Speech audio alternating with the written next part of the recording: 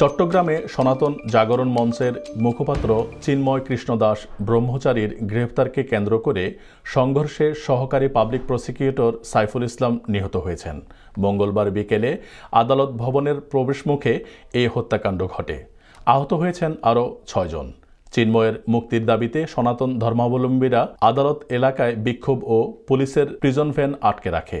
Police tear shell ও লাঠিচার্জ করলে সংঘর্ষ ছড়িয়ে পড়ে। পরিস্থিতি নিয়ন্ত্রণে কাজ করছে আইনশৃঙ্খলা বাহিনী।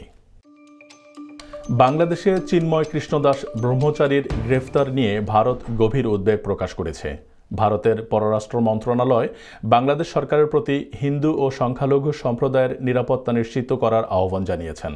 বিবৃতিতে বলা হয়, বাংলাদেশে সংখ্যালঘুদের বাড়ি ও মন্দিরে আক্রমণ ও অগ্নিসংযোগ এবং লুটপাট ঘটেছে। শান্তিপূর্ণ সমাবেশকারী এক ধর্মীয় নেতাকে মিথ্যা অভিযোগে গ্রেফতার করা হয়েছে, অথচ হামলাকারীরা মুক্ত। ভারত বাংলাদেশকে মত প্রকাশের স্বাধীনতা ও নিরাপত্তা নিশ্চিত করার আহ্বান জানায়। এদিকে বাংলাদেশ সম্মিলিত সনাতনী জাগরণ জোটের মুখপাত্র ও ইসকন নেতা চিন্ময় কৃষ্ণ দাসের মুক্তি দাবি করেছে ভারতের পশ্চিমবঙ্গের রাজ্য বিজেপি। এমনকি তাকে মুক্তি না দিলে বাংলাদেশ সীমান্ত সনাতনীরা অবরোধ করবে বলেও হুমকি দিয়েছেন। রাজ্যটির বিরোধী দলনেতা শুভেন্দু অধিকারী একই সঙ্গে কলকাতার বাংলাদেশ ডেপুটি হাইকমিশনের সামনে বিক্ষোভেরও হুমকি দিয়েছেন।